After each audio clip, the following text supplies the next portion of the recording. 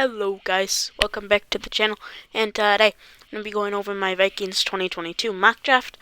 Obviously the Vikings are my favorite team, so I'm trying to just explore the options here for the Vikings, and trying to put out my most accurate mock draft up to this date. So yeah, let's get into it. Number 12, I still have the Vikings taking Ahmad Gardner. He's a corner out of Cincinnati. He hasn't allowed a touchdown in 1,100 snaps at Cincinnati, which is a very peculiar stat. He's very fast. He's just good all around, and I feel like he'd be a good scheme fit to the Vikings, and maybe even Pat Pete could coach him up. And I'd really like to see that happen, as that can improve Ahmad Gardner as a player and just overall as an athlete, as he is such a great player. And that's why I have the Vikings taking him at 12. As I think even some team could try to jump the Vikings to get Ahmad Gardner, but I think, Ahmad Gardner is going to be a Minnesota Viking, and really hope he is, because he's, once again, just one of the best players in this draft. I think he's the best corner in this draft, so really think that would help just the ways of life for the Vikings on defense. Number 46, I used a draft simulator. They had Nakobe Dean sliding in the draft, so I took Nakobe Dean at 46, the linebacker at Georgia.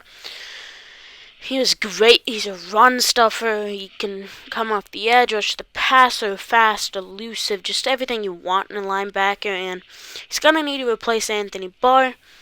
And maybe I'd draft a linebacker later to also try and fill that role if Nakobe Dean doesn't.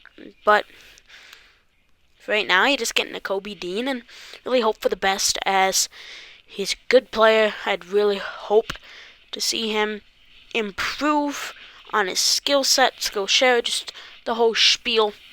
And I'm really excited to hopefully see him in purple, and maybe even becomes a pass rusher for the Vikings instead of a linebacker, and multiple things he can do, as he is a great player. Number 77, I have the Vikings taking Drake Jackson. He's an edge out of USC.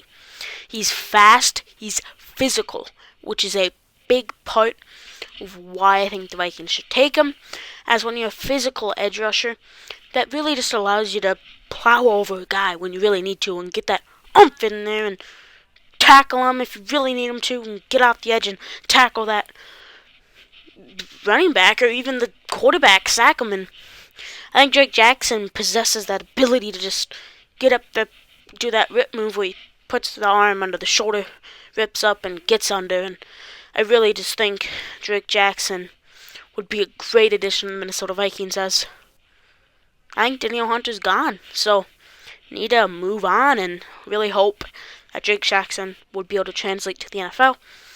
And maybe he can learn a thing or two.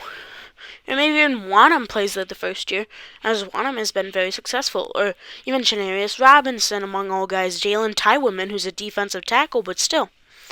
There's a lot of young D linemen on this Vikings team, and I think Drake Jackson would be a key addition to that. Number 155, yeah, it goes from 77 to 155 for the Minnesota Vikings, as I think they're going to take Troy Anderson, linebacker, Montana State. He is probably a very pure tackler, coming out of Montana State. I've noticed that he's a pure tackler, I should say. But the main issue with him is that he really doesn't have the elite ability to cover. So he's more of just a guy you're going to put out there that you know is going to be able to make a tackle, but not be the most successful in coverage. Now, obviously, the Vikings have enough veterans to coach him up and make him good in coverage, as Eric Kendricks would still be there for the Minnesota Vikings, and he could trade up Nakobe Dean and Troy Anderson. And that would be key for the Vikings, to just try and find their footing with these younger guys, as even Troy Dye and Chaz Surratt are there too. So really, this brings in 4 young linebackers in a sense, because he got 2 last year. I mean, 1 last year, 1 the year before that, and now 2 in this draft, which really just puts 4 young guys behind Kendricks. Whoever does the best in camp, you can just put him in, and the other 2 guys would be substitutes. So, it's a great pick, I think, for the Vikings to get Troy Anderson. Number 182, Isaac Taylor Stewart, as he's a corner out of USC, and he's a track athlete also, so maybe it goes into track instead of the NFL draft, but he is very fast, and that is key because the Vikings were getting burned deep this year as a team that really just needed assistance in that field of getting speed, and Isaac Taylor Stewart would do that, and I'd be very excited to see him do that, but the main issue with him is that his man coverage isn't the best, which you'd think it would be because he has elite speed, but his just press in general, he can't really stay up with those bigger receivers and just win the matchup. But he can hang with the guys deep, so I think Isaac Taylor Stewart could also be coached up by Pat Pete, Mackenzie Alexander, maybe bring in another guy in free agency. I just think the Vikings could bring him in, and he would be very successful. Number 190, Juwan Thomas, as the Y and the E, I think, are both silent in that name, so I think it's Joanna or something like that. I don't know. I can't really pronounce his first name, but he's a safety out of Georgia Tech. He's physical. He's like a Harrison Smith. Or you can compare him to Xavier Woods.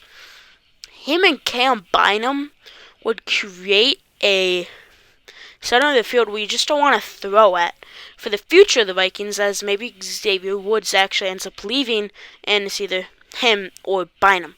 And they could rotate, as they're both very physical, like going out, getting that ball, and just having elite ability to jump out and grab it, as you can go check Cameron Bynum out week 8, I believe, against the Ravens, as he had a very good game. He just jumped out, picked it off. I think that's what Thomas is going to be able to do too, and really would love to see the Vikings get him, as he is just a great prospect. Number 206, Charleston Rambo, wide receiver, Miami. He's fast. He's physical. He has great route running. The only issue is his injury concerns. And really, when you look at it, first year of college tore his ACL. Second year of college had a high ankle sprain, which caused him to miss roughly about half the season. Third year, this year, he had a knee injury. And all of that was on the same exact half of his body. So, you really need him to stay healthy for at least 2 years, so his body is just all tuned up and it's regular to, just getting action while staying healthy at the same time. And Rambo would probably be very good for the Vikings as long as he can't stay healthy, and that's a big if.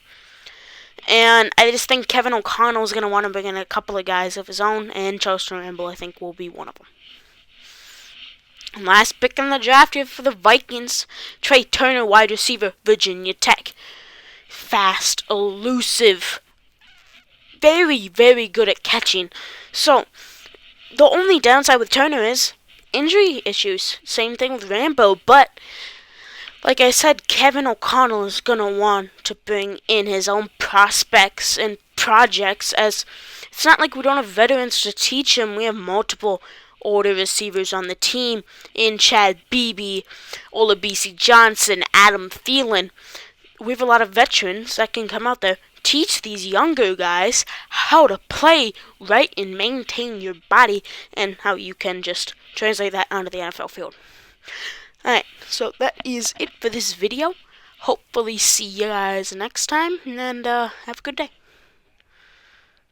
Peace.